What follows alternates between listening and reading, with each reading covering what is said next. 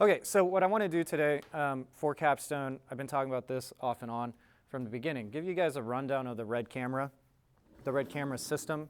There's a lot of things that I didn't script this out, so please keep it as an open discussion and ask me questions throughout. You'll be just fine, because I could easily skip over something. I may not make something clear, and as Brandon and I were just figuring out, I'm still learning some stuff about the system just because it's new features have been added to this almost every year since we bought it, because it is a lot more complex than what you're used to with your DSLRs and your mirrorless cameras.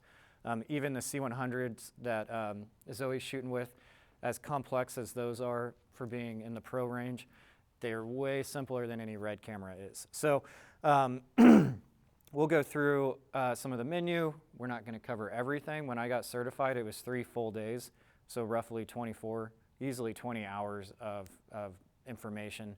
And then we'd break off to do work, shoot stuff, and then come back and show after we do like an exercise.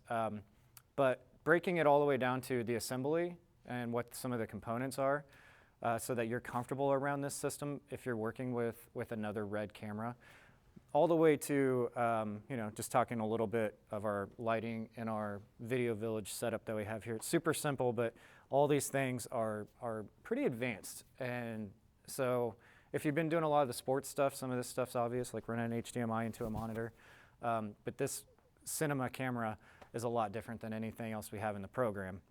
So it's a very unique piece. This is a Red Raven. This was the cheapest model that we could afford at the time. This was previous to the Red Komodo that kind of became designed. Red camera built the Red Komodo to be a crash camera, so that they could put it in cars and vehicles of some sort whenever they were crashing them. If you think about like the Bad Boys 3 movie coming out, they usually have a lot of crash scenes. I don't know that they used the Red Komodo, but that's exactly what it was designed for, and that smaller form factor. So they retail around $6,000. Once you put in the components that you need to run it, you're probably going to be close to 10. This camera started around $9,000. All set up and running is running around $20,000, which in the Red camera system is pretty cheap compared to the Red Weapon, the Red Raptor, some of these other camera systems. So Red was very innovative. A good decade plus ago, they came out with the Red 1. DSMC 1 series, so that was their first family of cameras that was able to shoot RAW.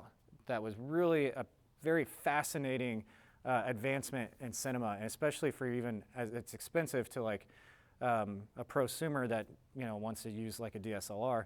But as far as like camera systems go, still extremely affordable, considering what you might spend on an IMAX camera. It can run $1 million, for instance, so that kind of stuff. So I can't think of the guy's name. The person who invented Red, started the Red company, founded it. He sold Oakley. He did a lot of his own marketing with Oakley.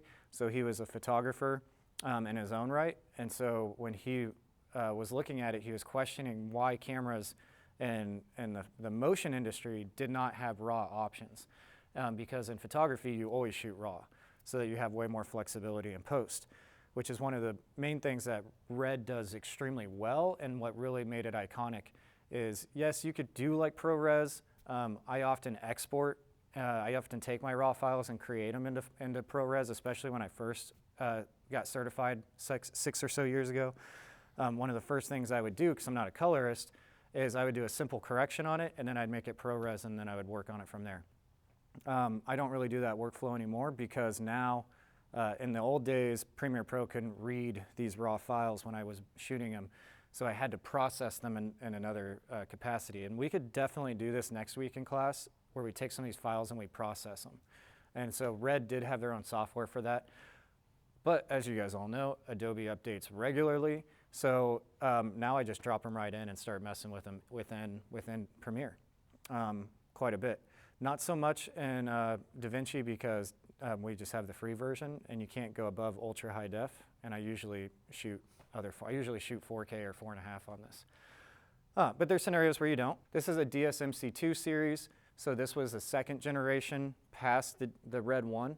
So and I couldn't tell you all the intricacies, but that meant new camera models, and the Red Raven was the most affordable in that. So they now have DSMC 3 series cameras, and I haven't shot with any myself, so I don't want to go too far into that, but that's basically the new life of the Red camera models. Now it's going to get really, really interesting because I don't know if you guys follow this. You really need to start following this kind of tech stuff, tech news as you keep going into the industry though. Nikon just purchased Red. That could mean a lot of really, really big changes for both camera companies. The big thing being Nikon's a lot larger, so they could potentially make a cheaper version, a more prosumer version Red, maybe even a smaller Red. Would not be crazy to see. Also, Red has the best compression ratio for RAW formats, or at least a really strong one, or one that's more customizable. And so there's a chance that Nikon will start shooting more RAW files and their motion cameras as well for motion options. So that'll be really interesting to see where that goes. It may not mean much at all. The camera companies have both stated that they're separate and they're going to keep operating that way. Maybe they just absorbed them to absorb them. But ultimately, it could mean a lot of different really good, it could be sharing technology amongst companies, an American and a Japanese company. So for me, as a filmmaker and a photographer, I get excited when these types of things happen because you never know. It could be a good thing, it could be a bad. I'm optimistic that Red getting bought out by Nikon means that they'll have more affordable options, expand more, maybe be more accessible. Red has a lot of proprietary stuff in there that I'll talk about from the SSD. Is one thing that's really frustrating. It causes it to be extremely expensive. The only tool I really need is a simple Allen wrench that came with the camera. So this is the same one the whole time. I've been worried about it getting stripped out, but clearly everything with Red is expensive, and so I'm guessing it's not a cheaper Allen wrench. It seems to work great. For 6 years, we've been wrenching on this camera with the same one. So when I package it up, you have some different layers here. Basically, I'm going to shut it down actually, and it's more like a computer. My trainer in Chicago explained it as a computer with a sensor on it, because you can't just pop the battery off like we can. Literally any other camera in the program does not need to be shut down the way that this one needs to be shut down. Even the Ursa 12K, which is probably the closest in a lot of ways, still, if you just flip that switch, you're fine.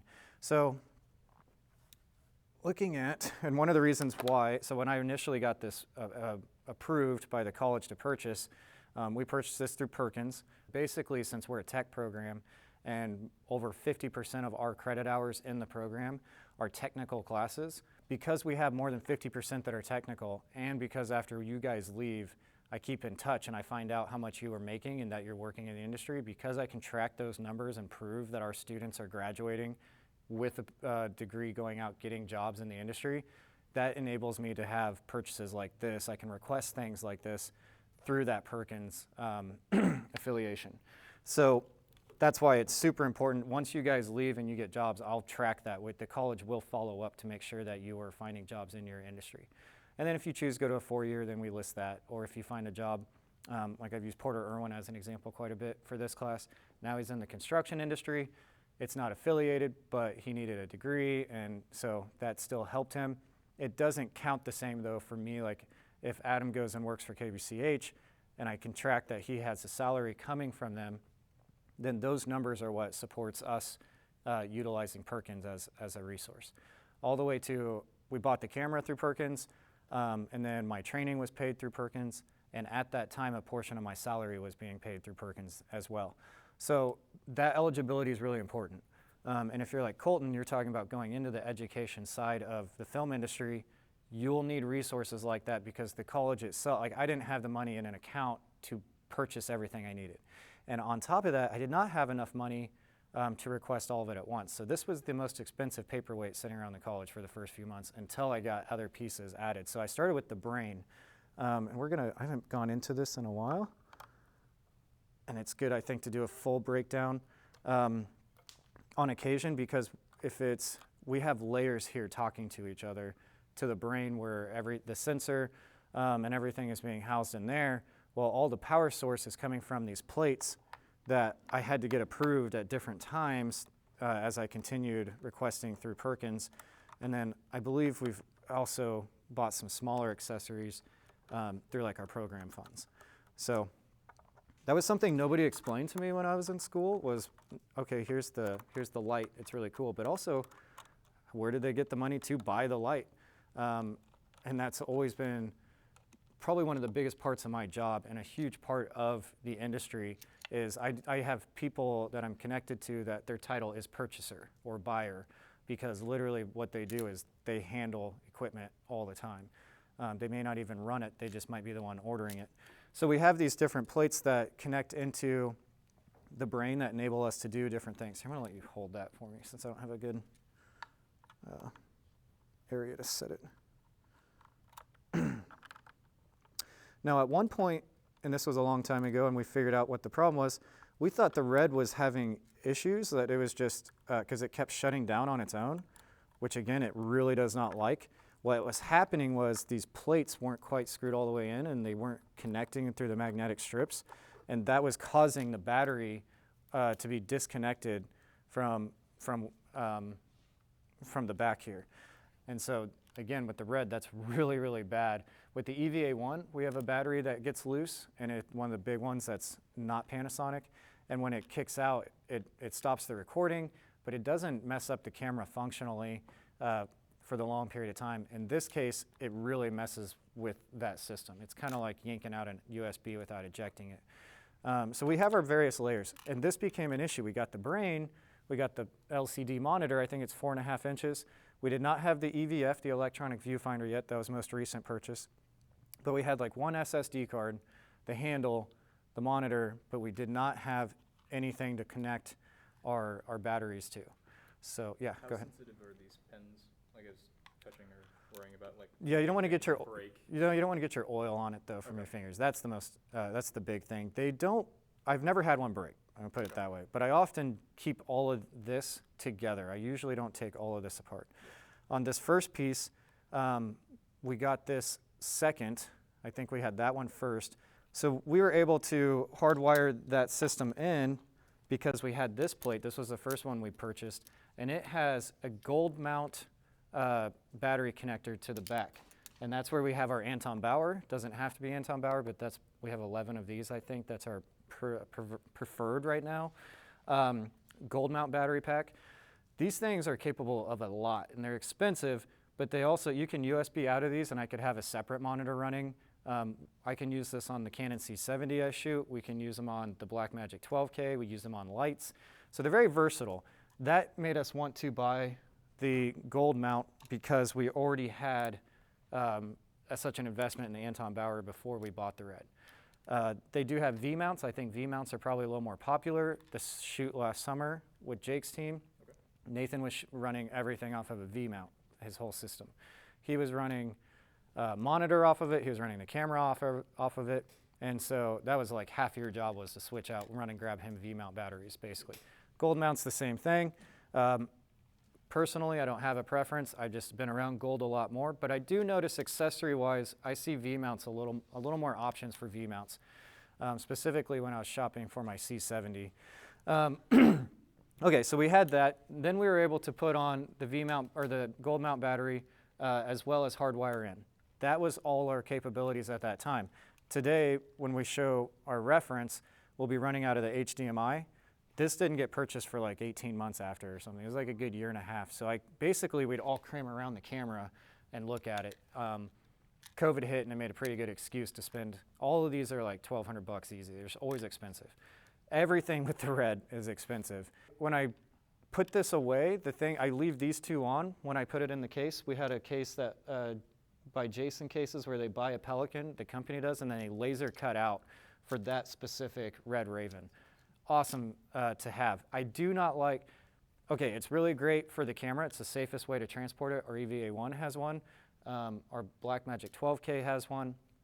And the DJI X9 Ronin came with its own case, so that was nice. Because that was about $650. So that Pelican probably would have been, I don't know, $300 maybe originally. You throw in that laser cutting and it gets expensive.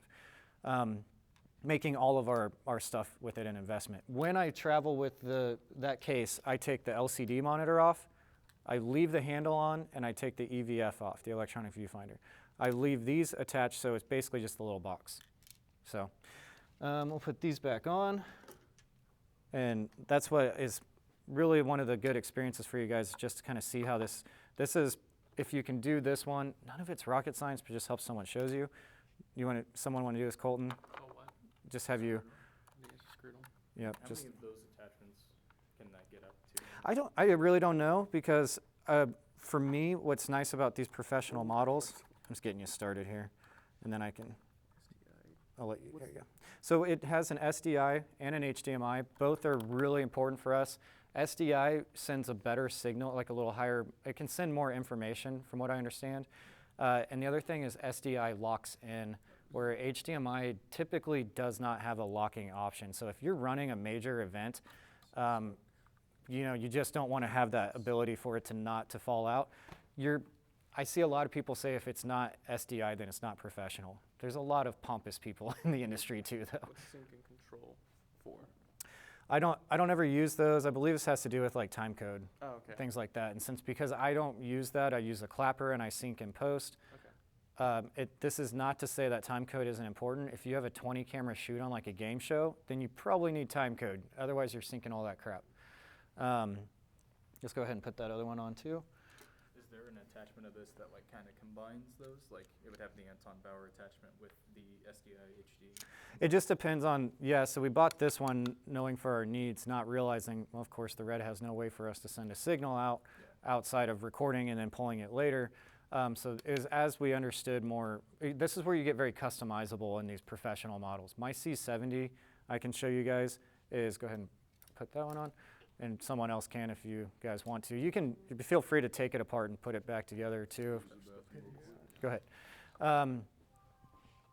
So you start to customize it to your needs and what you want to do when you're shooting. And there's a lot of other things that you can add. Ours is a pretty simple setup. For me, it was more about the menu system and the files. Because if I can teach you on this Raven, then you're able to go out and whether they have a weapon or a Raptor or a Scarlet Komodo, you'll understand the system well enough that you should be comfortable. It's kind of like once you know a Canon, you're pretty comfortable around a Canon. So it's real similar to that. No, and this last like wall before the brain was the SSD or like storage? Nope, Okay. I'll show you. That's on the other side here. So on the top we have a fan area, and on the bottom we have fans. If these get blocked, your camera can overheat and get damaged. So that's super important to understand, and especially when you're using like underwater housings or a drone and you start throwing all this stuff on, you got to be cognizant of those gimbals and those housings to not cover up your exhaust system.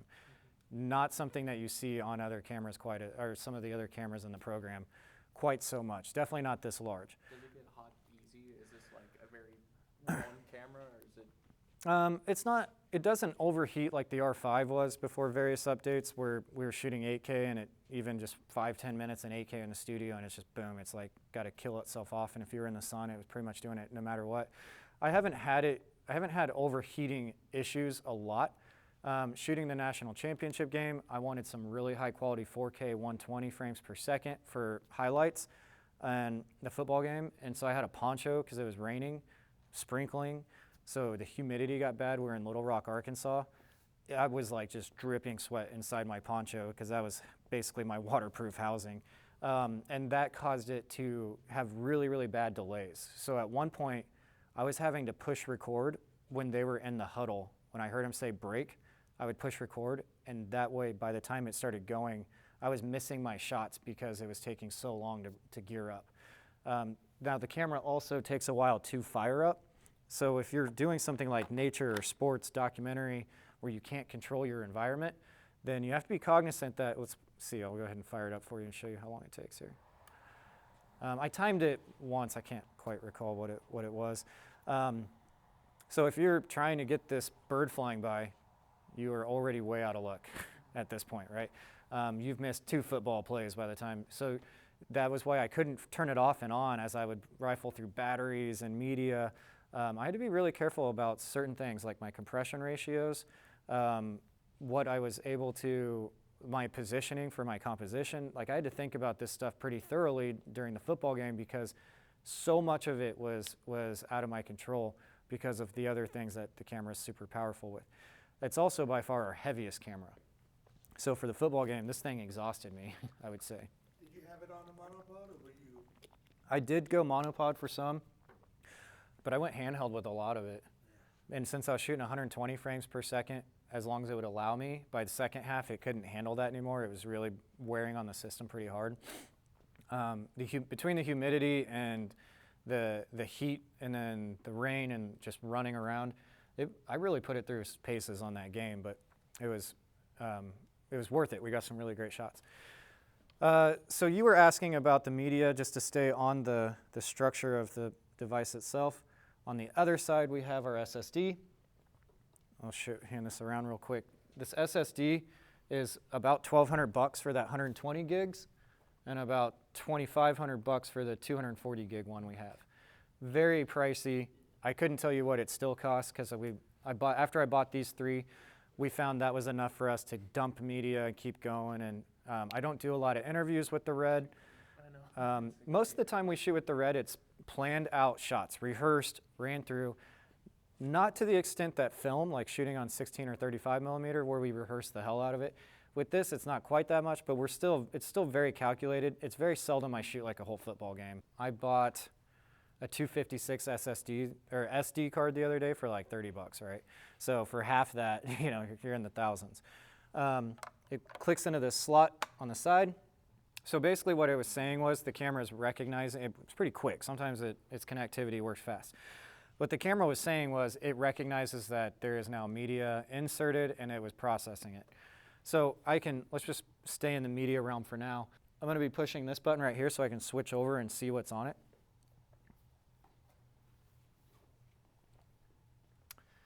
And again, it takes some time to load. It's kind of a slow process. So this is a clip. We must have shot a clip when we were at ESDAC. And you can't see quite all my options. So if you look over here, this is what that playhead looks like. And if I want to push play, it's actually this arrow. Oh, we were showing 120 frames per second. So you can see how slow that image comes out. And because we were shooting on a 24 frame per second timeline, it converted it in camera to slow-mo automatically, which is an amazing feature because it saves a step in post. But more importantly, you can watch it back and see if that 120 is going if that's what you want. When we got this camera, that was the only one that would convert in camera. Now you can get, the Blackmagic will convert in camera. The EVA-1 will not. So we could shoot up to 240 frames per second, but we couldn't tell you what it looked like. It was just played back super fast. And so that wasn't really helpful if you didn't know. You could see exposure, you could see focus, but you couldn't tell if that was the effect you were going for. So if I'm shooting 24 frames, if I have my timeline set up to 24, but then I make my frames per second 119, that conversion's automatic. So it's 10% of the original speed. ISO 800, that's the native for this camera, tends to be the best ISO for functionality. With a RAW file, you can actually change ISO in post, which seems kind of crazy, but essentially a quick cinematography tidbit. On our exposure triangle, shutter speed or shutter angle and f-stop or t-stops, your aperture, are two of the features in that exposure triangle that are those two allow light coming in. ISO is controlling how the light is manipulated after it's already hit the sensor. It's an electronic effect on the shutter angle. So because of that, the native ISO is best for you to use so that your card is running the most efficient and that your battery is running the most efficient. Does not mean you can't kick it up, doesn't mean you can't go lower. And in many cases, you gotta go lower if you're shooting outside. I can't recall what I shot for that football game, but something of that sort would have been probably under 800. Now, NA there, that's because we have a prime lens attached to this that does not talk to the camera. It does not magnetically talk. If I had an EF mount Canon lens of some sort like the one Zoe's using, then I would actually be able to see my f-stop or my t-stop on this menu. But instead with this one, it's controlled through, oh, here, let me get out of, well, we'll come back to that. The aperture is controlled on the lens, so I'm not seeing that information there. I'll show you in there. It'll make more sense. Just our color. I'm shooting 4K.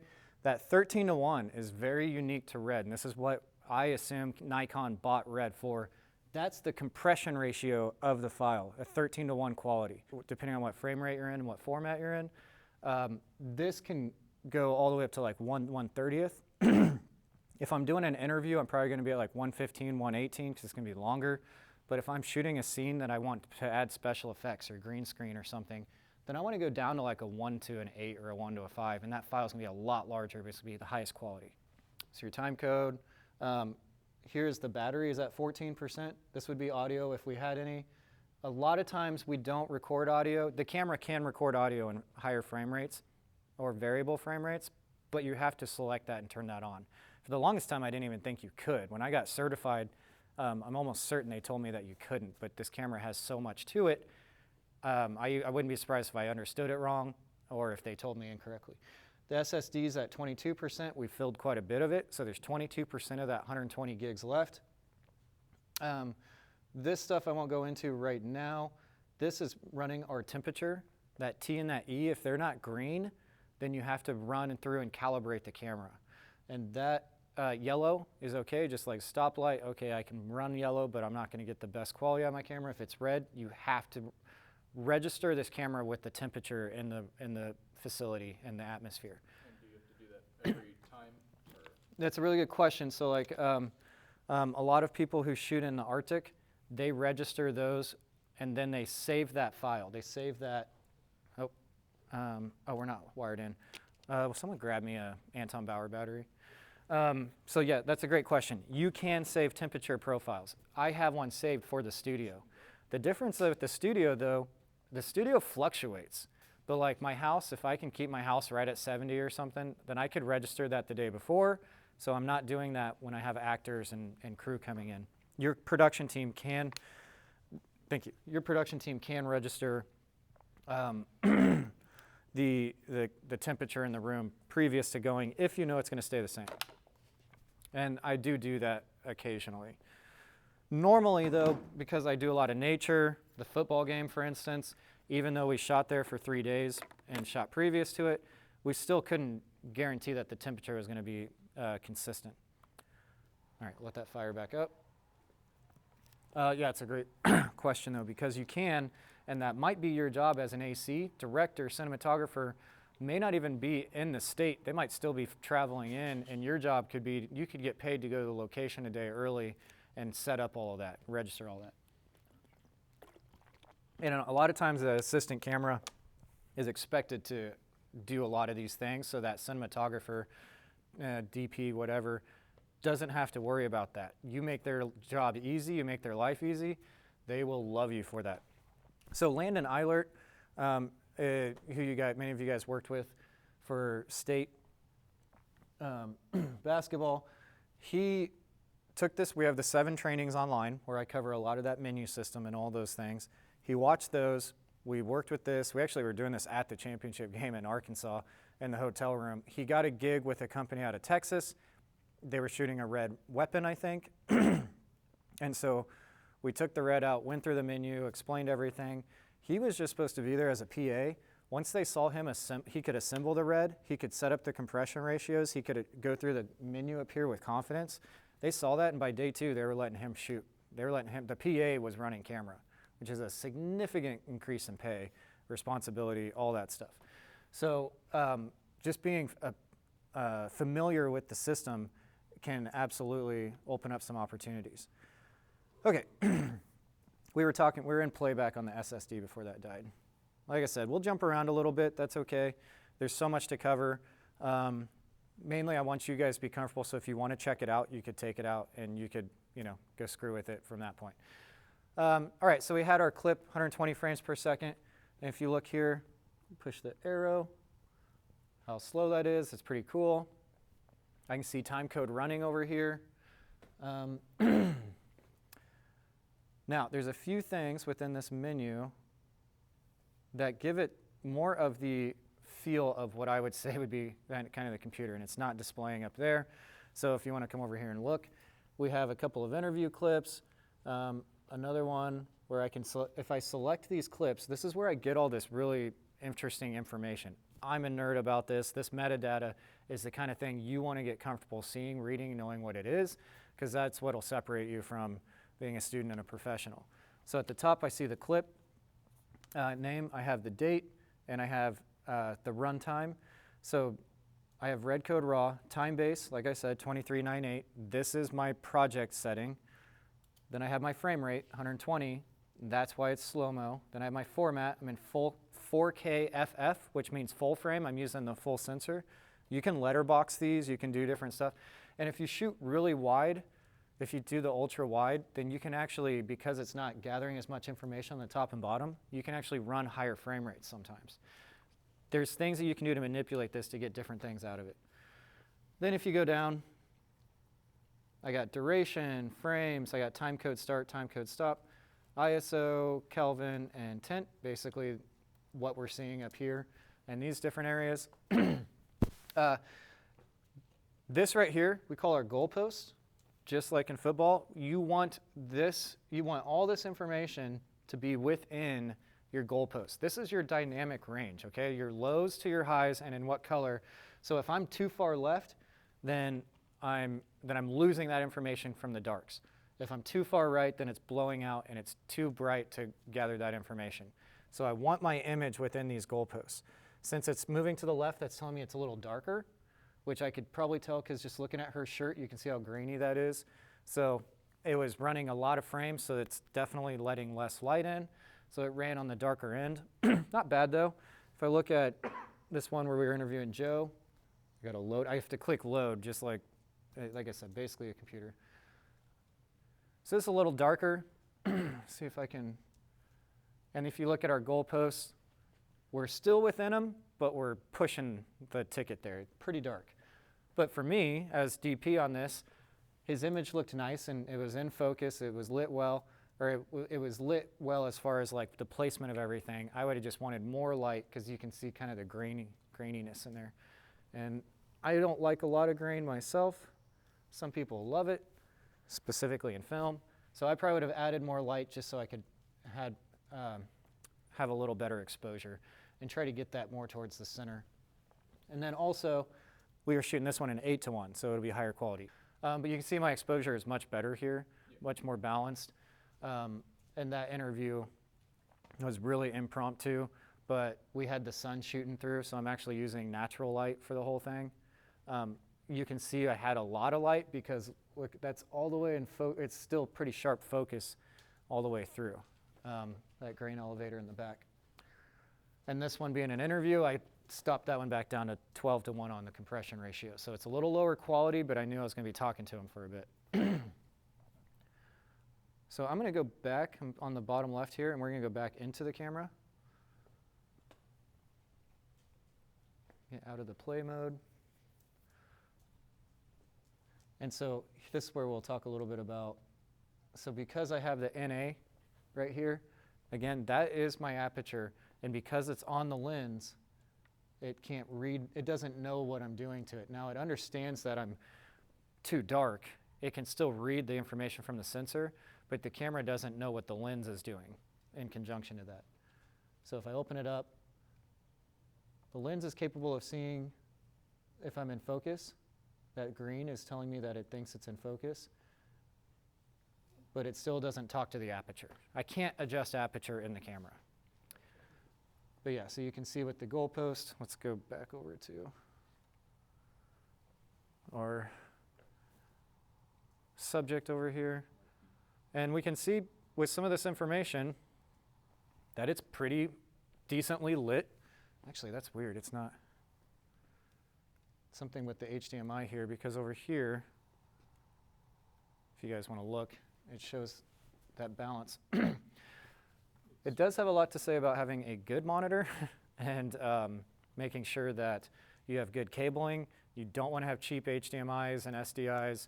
You don't want to have damaged ones. You don't want to be taping them together with grip tape in between shoots. Get a better one, get a new one, because you'll get silly misreads like this. And I don't know, see if I manipulate it, if it's weird. I think the monitor's just cutting it off short. I don't know if it's the, oh, it picks up when you swing more. I don't, yeah, it's weird. Actually, part of it is probably because this is zoomed in here. I bet that's more of it. Cut it off on the monitor, I bet that's more of it than anything. So it's probably as much as anything an operator error on my end. But yeah, I want my character to be pretty well balanced with that lighting there. So that doesn't look too bad. The temperature was atmosphere? So this is the temperature that it's reading in the room. I have to go in the menu. Menu's in the top left. Go to settings. And this is what you would do at the start of any shoot if you're seeing it red. And if I see yellow, I do this too. Then we go to maintenance. So let me just start from menu in the top right, settings in the bottom right, maintenance in the bottom right, and then I have calibrate. So you have a lot of other stuff in here that I'm not going to worry you guys with today.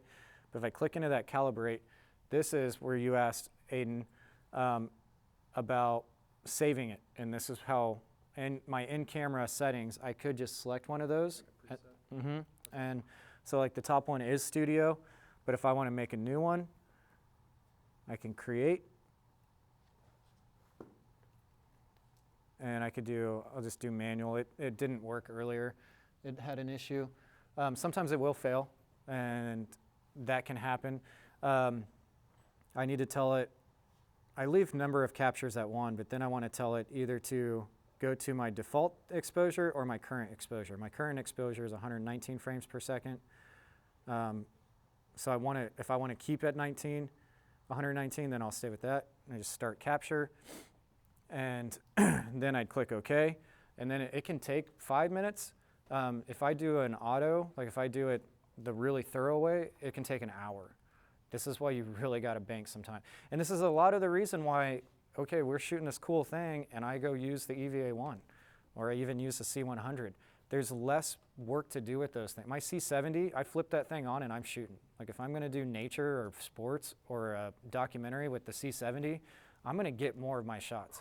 It doesn't have all the features of RAW that it has. It can only do RAW in 30 frames per second and 24, but because of the extra just maintenance, the general maintenance and setup that this takes, aside from the batteries are huge, the SD cards are limited and proprietary, it's the heaviest, and it can get too hot. You know, I can feel the heat coming off of it just from what we're doing. 23% of that battery. It eats batteries. Yeah, that's why we like to hardwire it in.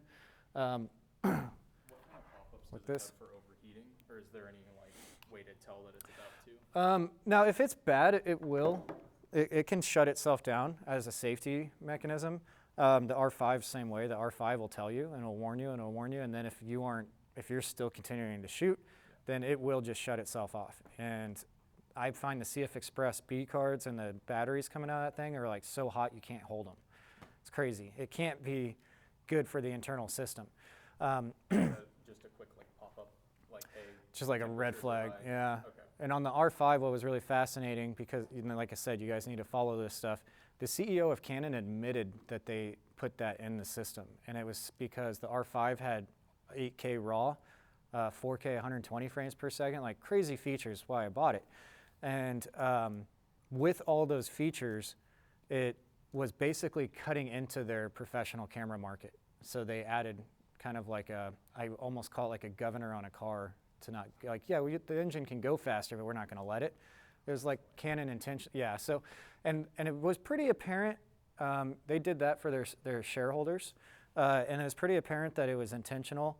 After they released, there was such backlash that they released an update that fixed it. Just a little. I just put it on my SD card, install it on there, and boom! All of a sudden, version 2 is working. So clearly, it wasn't even a mechanical thing as much as they had it like coded into it. How you'd update it though, you get the file, put it on there. Yeah, so you download it from, so if you're downloading something like that, Canon specifically, you'll download from their website. I updated the EVA-1 recently, downloaded from there. Sony, same way, I updated the FX3 not long ago. Super easy, it's free. I've never had to pay for an update, which is worth noting, I suppose, because sometimes you have to do that with certain softwares and things like that, or you have to upgrade to a different version. But you download it, you install it onto, you put it on your card, and then you go into your menu system and you set that up. Pretty easy to do, and it's another thing, you want to make sure that your cameras are up to date before you have a shoot. And you might, as AC, that might be one of your jobs. or if you work in a studio, or if you work in a rental house, you know, all those things need to be updated regularly. And it's one of those deals where being organized doesn't cost anything but time. You really need to be disciplined and keep your gear updated. It's super important. Let's talk about the compression ratios and how these work. So I'm looking at my 12:1 right there. And when I click on that, now I pulled up and it's not showing on there. I can go all the way to, you can see there's 2:1, 3:1, 6:1, all of that is grayed out. So why do you think it's grayed out? Was it, okay, this leads me to my question. Was it shifting when you were adjusting aperture through the lens? No. Was it? No, focusing?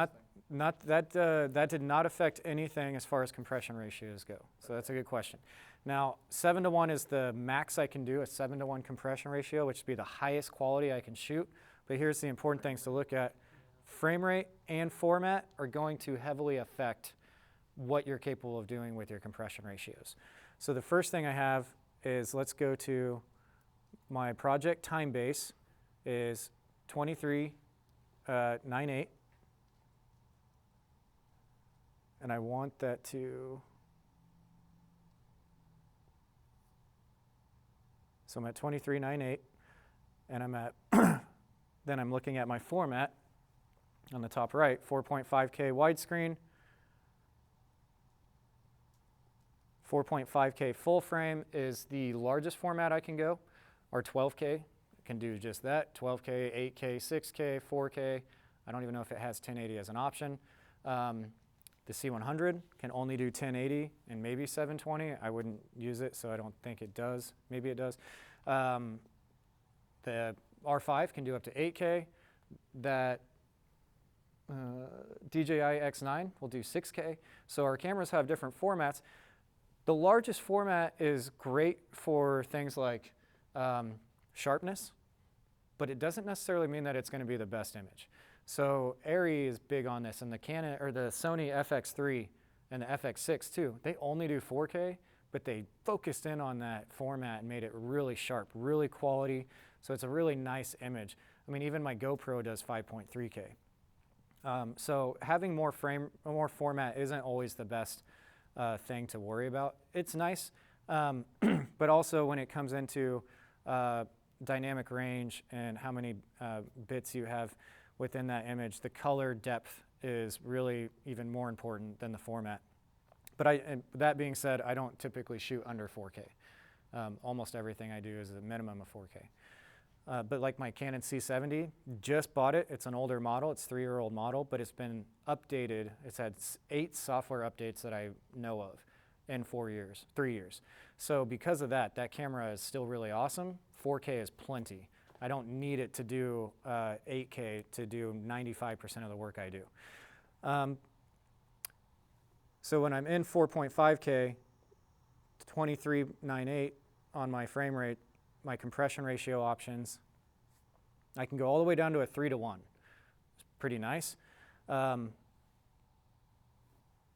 So what I'm looking at, because I'm on 23.98, I can pretty much almost shoot an uncompressed, almost an uncompressed image because I can go all the way down to 3:1. That's really crazy. That 119 was defaulted because we did have it in 60 frames per second. I don't want my shutter speed to be, I want my shutter speed to be 120, or sorry, I want it to be, are you guys able to see that? So this is one of the things that I really like about the Red, that I think is what makes people not like it, is that you have to dial in your stuff. With Canon, it basically does a lot of that for you. If I want to be, in this case, I want to change the shutter angle, so, or shutter speed. I want that to be 180 degrees. I want that to be double all the time, and I can just dial that in. Now what happens is, because you can dial into 179, 178, you can't do that with a lot of these other cameras. It just basically has certain options, but you can't really specify down to like a 0.0. And so now my shutter angle is 180, so it'll be exactly, you can see my 23.98, it's exactly double that, so I have 1/47.95. and that'll be exactly the image I want. The problem is because you can dial that in, oftentimes cinematographers, if they're not real comfortable with this system because they're used to using some of the other ones, like Blackmagic just kind of has these, you just have like select options. People tend to get their settings off sometimes because of that if they're not comfortable with the red system. Like Blackmagic only has a few varying options, especially when it comes to compression. It's 3:1, 5:1, 7:1. That's pretty much, you know, you're only going to get those things. Here, I can go all the way. I can make my file up to a 22:1 compression ratio, so I'd get a whole lot more out of my SSD. If we watch the SSD at 22%, let's see if I can go high. Oh gosh, see if it'll go up now. I should have larger amounts of record time because my compression ratio is less. So if I change that 4.5K, or let's change the frame rate to not match, then we'll see that compression ratio has to go. It'll default to 15:1 at this point because at 120 frames per second and 4.5K full frame, I can only get a 15:1 compression ratio. It's going to be a little lower quality because I'm working the camera that much more. Like I said, when you're working in other systems, DSLRs, prosumer cameras, whatever, a lot of different other brands, these things are not something that even crosses your mind. You don't even think about it as much. You have megabytes per second, but outside of that, you don't really notice a big difference in your image from that standpoint. Okay, any questions about compression ratio? The lower that compression ratio, the higher your quality, but a way larger file size if you don't manipulate it. When I'm shooting nature, because so much is tossed out, you know, you shoot at like a 1:100 ratio. For every 100 minutes, you might use 1 minute. I don't want to be at a 3:1 compression ratio. I want to be higher. So same goes for an interview, same goes for a documentary. If you're filming the parade, you know, it's going to last an hour. You're probably going to shoot at a higher compression ratio. Okay, so within my frames per second, I'm at 120. That's the max that it'll let me in 4.5K. But when I really want to push this, I've done this when I've had like dogs jumping in water, you know, like a working dog jumping in water or something. You wanted to slow it way, way down. Or if we did like a little IndyCar thing at KU. That was when we shot 240 frames per second as the car would go around some curves. If I'm switching that over to 2K, which is going to be, you know, you're going from this format down to like this, but frames per second wise, I can go up to like 300 or something. Yeah, 240 frames per second. And then my compression ratio is going to shoot up to minimum 8:1, it looks like, which is pretty good. I mean, that 2K at 8:1 and 240 frames per second might be a way better image than 4.5K at 120 with a 15:1 compression ratio. So again, this camera is capable of the most specific settings, but those are things that you could get off, and then your image is messed up. And when Ian Zelinka used this on one of his films, Midnight Snacks, a comedy that he wrote, he shot the whole thing not realizing that he had his project time base. I don't think you can see it up there. His project time base was at 23.98, but he didn't realize he had his frame rates at 60. So he had to go and turn every way to do the math and figure out if he sped it up 250%, that got it back to the right time so his dialogue matched up. None of his dialogue was matching up. That was the problem. If he didn't have dialogue, then he could have just sped it up, whatever. But we had to get it to the exact time that he needed so that his lips would match up with what they recorded for the sound. So it was fixable, but then he still had 60 frames per second, you know, on that timeline. So. Okay, some of the other things, you can't just turn off the camera. You have to shut it down, and it's easy to do by just holding down. It's a record button, but it's also the power button. same thing with the SSD. The SSD cannot just be pulled out. If the camera is off and completely shut down, then you can take it out at that point. But the way that we typically do it, on the front, we have 1 and 2, these tiny little buttons here in between a record button. If I hold both those down simultaneously, then that enables me to eject the card. So the other way that you can do this, there's multiple approaches. I can also, with many things, there's more than one way to do it. I can click the SSD and I can eject it through this menu. I have format, which I don't want to do because I don't know if everything's duplicated on that interview. Utilities gets more into the card so you can format specifically, but I want to just eject media. And so that's the same menu that should be popping up when I push 1 and 2. I'm not sure why it's not doing it. SSD media ejected successfully, is now safe to remove the media. And that's as easy as just popping it out. You don't have to push any specific release for that feature. What catastrophic failure could occur if we just popped it out? The same thing that happens if you just yank out a USB from a computer. It could corrupt the files. It could corrupt the SSD. And it's not hard to, I mean, typically the camera's all shut down. I mean, the only time you're really switching out media is if it's full. And I try to switch, I don't want the card to run out on, so like if I was at 80% at halftime, I'm not gonna keep running to that last 20%. I'm gonna switch that out at halftime anyway. So it just becomes part of your workflow, is knowing your data management. Because I don't want that card to fill up on me in the middle of a play. So just like the battery, I was gonna switch the battery out, not gonna let that die on me. If I can control it and I have a little intermission time to breathe there. Let's see if this kicks through. Okay, it does work. So here we have what we call false colors. It's pretty cool. False colors in this particular one, and there's different versions. This is to magnify. This is on the top of the LCD. So I like to show this for 2 reasons. One, it's a tool. Also, I get calls all the time, and they're like, I don't know what I did, I broke it. And what's actually happening is you pushed number 1, which magnifies it, which essentially is just nice to have so you can make sure you're in focus. So I can see that I have that in focus, so I can kick back out, push 1 again. How are we doing on time, guys? Not bad. Okay. Go back out. It doesn't want to.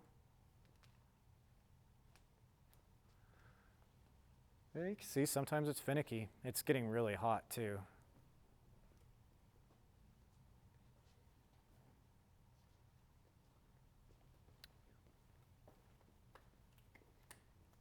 I'm just going to shut it down. See if that helps. Well, actually, while I'm here, let's do false colors there. So this one is basically giving me what's pretty much overexposed. This helps you see dynamic range in a different way. So when you have various false colors, I'm just turning that up and down. You're able to, like DPs really like this so that they can see if their low lights are too low and if their highlights are too high. Because you lose that information, you can't get that back. So false colors are great for that. And this camera has a lot of different options that I don't think any of our cameras have nearly as many options of what you can see when it comes to that. Different tools that you can use. And all of these are customizable. I can change any of these buttons to do different things. So you can turn on zebras, which is basically your lines. In fact, that C100 has zebras on right now for overexposure. So this is telling me if I want to use that feature, I have to calibrate again. I don't want to do that.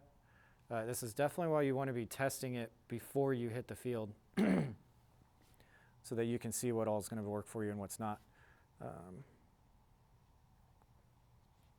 Especially if it's not going to let you use some features until you calibrate things. So because of that, it right there is worth messing with. One of the other things that we just added, and you guys got to play with this a little bit in some other classes, possibly, and the Blackmagic has one too, is our electronic viewfinder. This is the most recent feature. Now, what I'm finding, because it's new, Brandon and I were testing this before, it's not on now because I'm sending it through the HDMI. It's not allowing me to do both, the HDMI and the electronic viewfinder, which I probably could get somewhere if I set it up right to do that, so it's kind of frustrating. But this thing is a really, really important tool that we don't have on the C100, we don't have on the EVA. So is it limited to 2 outputs? Like you could That's- do HDMI and SDI at the same Yeah, time? so when I'm looking at this, I'm in the monitor menu, and I have EVF top, LCD left, if I had one off to the side, EVF left, which is the case because I have it plugged in right here. Same thing, same tool, just hooked it in. Super easy. Definitely didn't have to like watch a video on it or anything. So we had to basically tell it either HDMI or EVF on the left. Oh, that's right. It was because it was on the left. And so I hope I can do both because the idea is that if my camera operator, because sometimes when I'm DP, I hire another camera operator, they run camera, and then I might set in the video village and watch from there. And if I'm not able to send that signal out, that'd be annoying. So I basically have LCD/EVF dash HDMI. And so if HDMI is selected, then we're getting, that. If I click LCD left, EVF left, basically I don't think it's allowed to send the signal here and here. That's what I'm coming to the conclusion of. Without doing any research on it, that's just from running tests this morning. So now if you want to look through here, come on, get me out of there. Okay. So now if I look through here, I can see a way cleaner image, and it looks super, super solid. This is great. I wish I would have killed to have had this at the football game. I was running all the reflection off of this monitor was a super big pain. If I'm out shooting nature, if I'm out, getting the parade out in a live event type scenario, these EVFs are just so valuable. This one particularly about $3,000, and it was used. So way more expensive than the monitor that came with it as far as what was on the inventory. So I couldn't believe how expensive that was.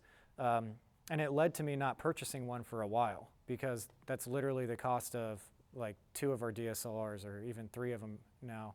I could buy the KinoFlow lighting kits were about that price. So just to be able to see through this little window was pretty expensive. But like I said, it's kind of invaluable too. Like I really, really needed it. So let me go over one of the last things here, and then we can open it up. You guys play with it. You can ask questions, whatever. Is shutting it down.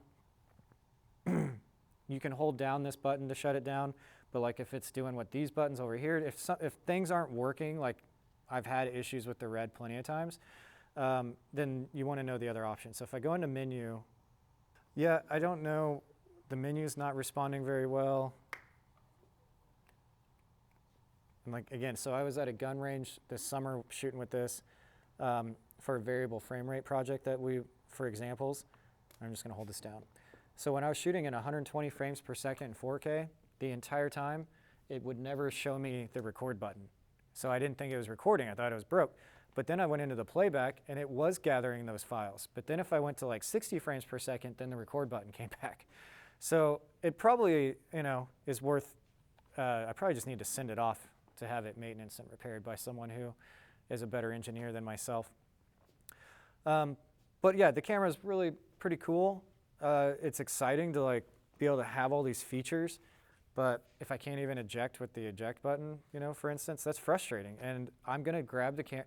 I never have problems with the C100. That 10-year-old model, if I need to shoot something, I just need it to work, or if we need to match cameras since we have 4 of them, it's the best option for that. That's why we use it for the Jazz Festival. Would I have shot it with the red and loved the image? Yeah, if it worked the whole time, The EVA-1, it's a total workhorse. I've never had it fail on me. The only issues being things that I don't really like the color out of. I don't really like V-Log. But the Sony FX3, solid camera. But what this is capable of from a customizable standpoint, it's unmatched in the program. So even being 6 years old, it's still capable of a lot of things that these other cameras aren't capable of. And then, of course, if you're going to work on big sets, you're going to see a lot of reds. You're going to see reds pretty regularly. so it's good to be comfortable around them. But if it's me and I'm directing, I typically shy away to something else. And we've shot with everything from a cell phone up to IMAX and everything in between. And all of them have their perks, and all of them have, the pro-con list is not perfect for any camera. There is no perfect answer. I will say I'm loving my C70 right now, but I've only shot a handful of projects with it. I shoot with my R5 more than anything. My GoPro makes it on more sets than probably any specific camera, but for behind the scenes stuff. But yeah, so go ahead, feel free to play with it. I wish it would not be so finicky, I guess. It feels like it's cooled off a bit. See if the buttons respond better. And sometimes, this is worth noting also, I like to hardwire in anytime I can. Obviously, if I'm at the football game and I'm running from end zone to end zone, that's not so much of an option. This is really, oh, there is two more things. So you got to make sure you have the light or the red dot lined up with the top, and then it will give it a little click. It's best if I don't have this thing wobbly.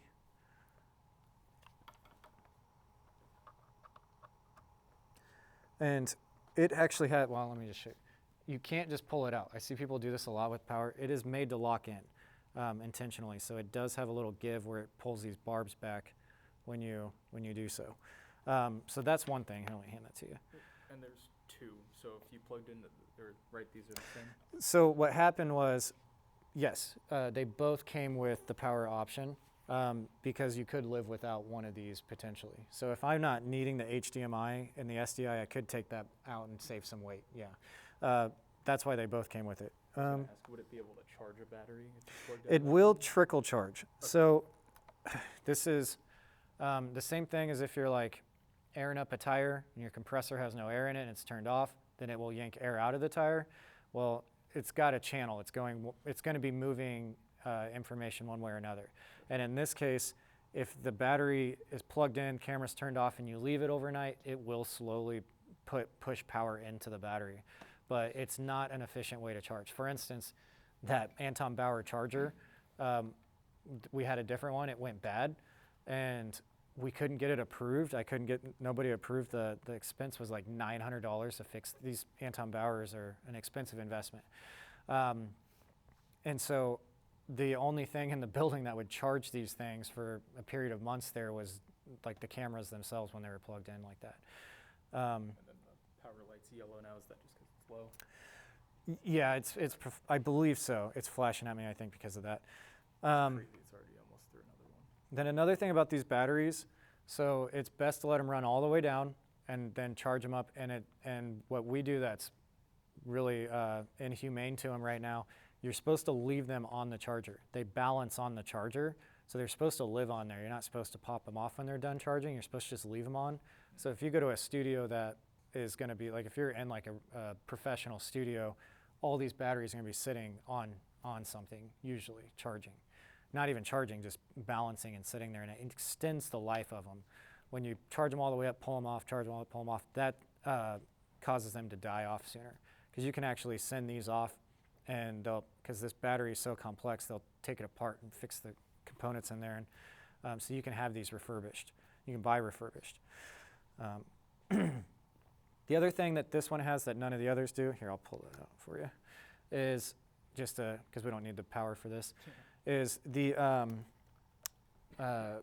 EF mount on here is a little different, and this caused us to have one of these other zines, these $2,000 lenses, hit the ground on some concrete one day because it locks in different than any of our other EF mounts. So I actually have to unscrew the top part where it has these ridges, and then I can push in and have it come out like so. If I just stick it on there and it still feels like it clicked, that's not locked in yet. I still have to turn the wheel here clockwise until it locks it in. So it makes it the most, I think it makes it the most efficient way to lock it in. But because of that second step, whoever that was a couple years ago didn't realize that, and I'm assuming that's what happened, and they just stuck it on there and then didn't turn that wheel, and their shooting and just fell right off. So with the C100, you lock that in, boom, it's in. You don't have to do anything additional. So that's very important too, that you guys understand. So you make sure you're not just unplugging it. Let me see if I can get into the menu now. Menu, and now it's working better. I think it was getting too hot. And we weren't even running anything off of it, so that's kind of frustrating. But I do have, so if I'm in the menu, just click power, and I can just click shut down, and that'll enable it to turn itself off there.